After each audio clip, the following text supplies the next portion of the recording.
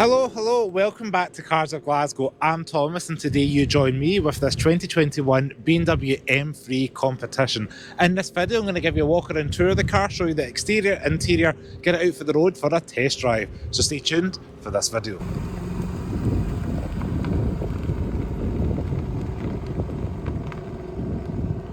Now, up front, you're going to notice this beaver-style grille that caused a lot of controversy about 4 or 5 years ago when it came out. I think people have kind of got used to it over the time. And then we've also got the historic anniversary badge here for the BMW M with the blue, white and red up front.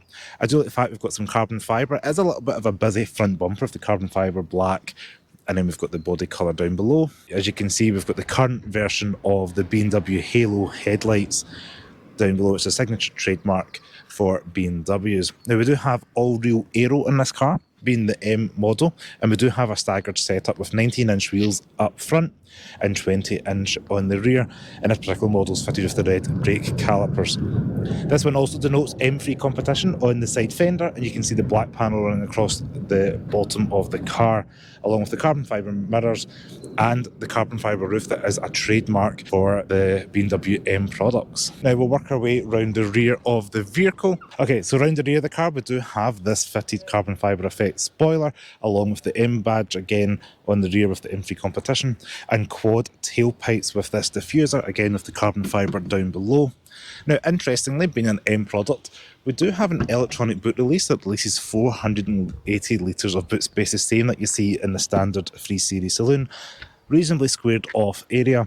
I like the fact the hinges are covered in, and we've got storage behind these nets underneath, and there's no obvious way to get underneath the centre bit of carpet here to lift up if there's any tyre bit or anything like that. There's no handle, but yeah, overall not too bad. And you've got handles here to lower to split fold the rear seats, which are in a 40-20-40 configuration.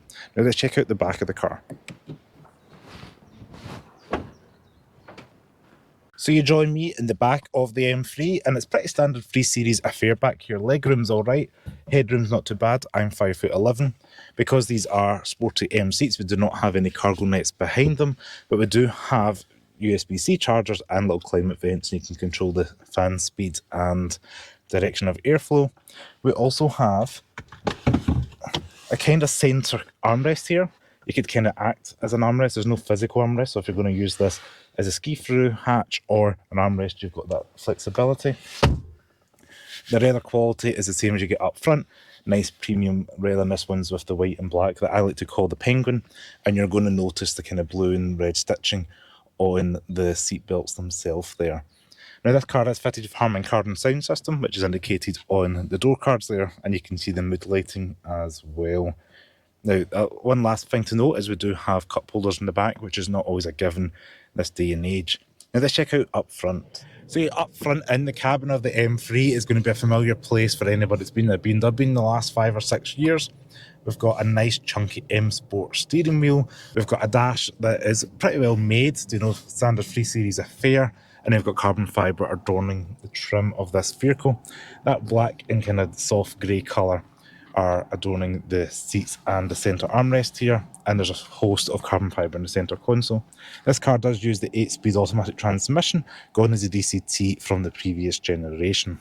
This is probably my favourite generation of BMW because we've got physical iDrive controller as well as a touchscreen up here that gives you things like Apple CarPlay wirelessly, as well as gesture control that you're able to turn down. As you can see, working super well, but yeah, you're able to do various gestures to change songs, etc, etc. Now, the BMW trademark is you can run your finger across these buttons 1 to 8 and assign them, so as you hold it slightly, it'll come up and tell you what it's assigned to, so you can have that for your radio, your phone, a preset destination, whatever it may be, nice and easy. I typically would have number 8 as my home, and you push that for your home address if you're out and about. 3-stage heated seats as well, which is nice to have physical climate buttons.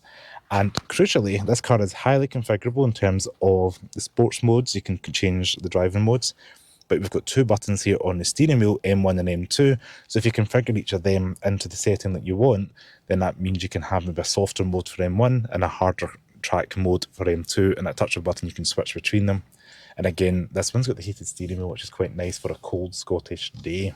So we do have these carbon fibre-esque shifters behind the steering wheel here that are quite large, which means you're out on the road you're able to grab them. M1, M2 modes, which means you can switch between your favourite driving modes at a touch of a button. And then you're able to see your cruise control on the left, heated steering wheel in the middle there, and your volume and your phone controls on the right hand side. Indicators on the left for anybody that's unaware if you've been in a BMW before, and then the right hand side is where your wipers are, and your lights are physically down here on the right. And then on the right hand side of the door card here, we do have all round electric windows, electric mirrors, and 2-stage memory seats. All nice to see and present, and a very clear heads up display, which again you can control and change things through in this centre screen here. I'm not going to go through the full iDrive screen to date, but it's highly configurable and you can change various things such as your modes. As you can see here, we've got a road, track and sports mode. It wouldn't be a Cars of Glasgow video without a glove box reveal, and it is softly damped, lined with fuzzy stuff, and it's not too bad, a squared off size there.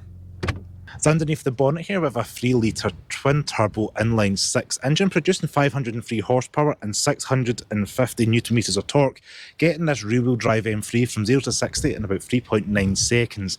Now if you go for the 4-wheel drive variant, the acceleration increases to 3.5 seconds, which is pretty impressive feat. And all that power goes through an 8-speed ZF automatic transmission. Now let's get this car out on the road. So we're behind the wheel of the M3, foot the brake, start the car up, and that 6-cylinder comes to life. And we are off, passing the Queensferry rail bridge. Now even in comfort mode, this car does have a nice little burble to it coming from behind. Earlier on driving the car you could tell this was the rear-wheel drive version, which I would probably go for the 4-wheel drive here in Scotland just for the added security on our wet roads. And the steering wheel, although it is thick, it's not the thickest BMW steering wheel that I have felt in recent years. Good visibility out front.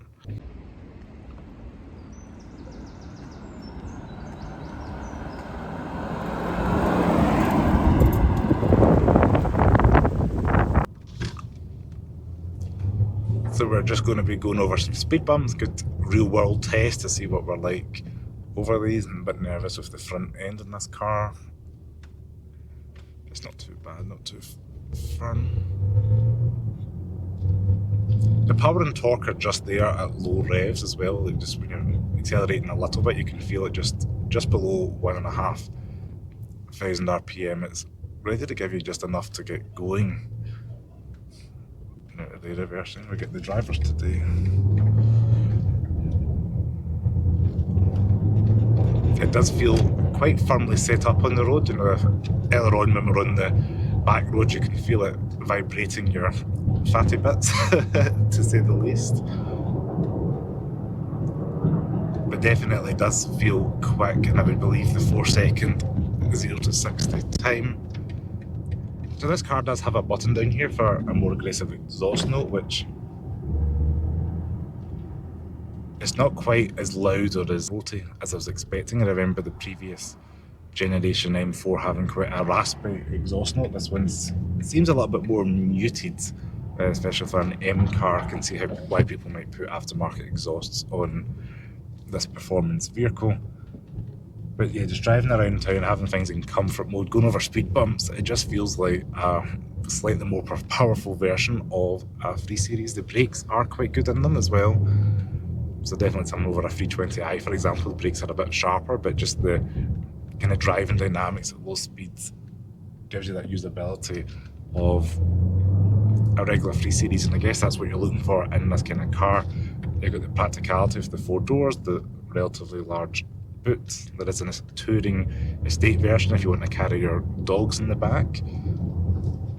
And I guess if you went for all-wheel drive, I would say it's probably one of the ultimate cars for the UK, with combining power, practicality and the 4-wheel drive capabilities. This one being the saloon, and rear-wheel drive is going to be for the drier days, maybe a weekend toy, something like that. I do like the fact we've got some handy features such as the heated steering wheel, heated seats, the good sound system and wireless CarPlay that makes life a little bit easier to live with. Now this road is challenging me with speed bumps every 20 yards or so.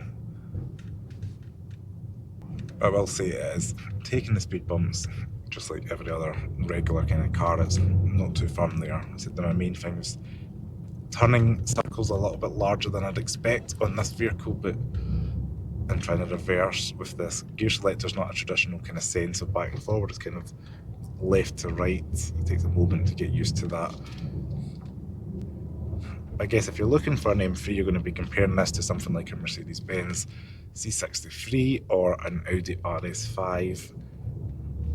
And you've got a few options available to you from the German competitors.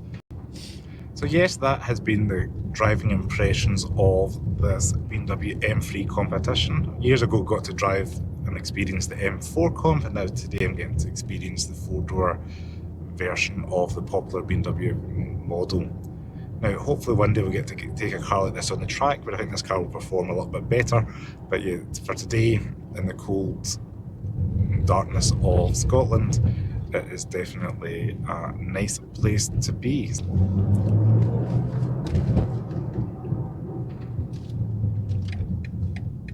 So I just want to say thanks very much for watching this video on the BMW M3 Competition. If you like this video, please give me a thumbs up, comment your thoughts below. A special thanks to Arnold Clark, Citroen of Armadale for loaning me this car for today's video, and make sure to subscribe to the Cars at Glasgow channel. See you next video. Ciao.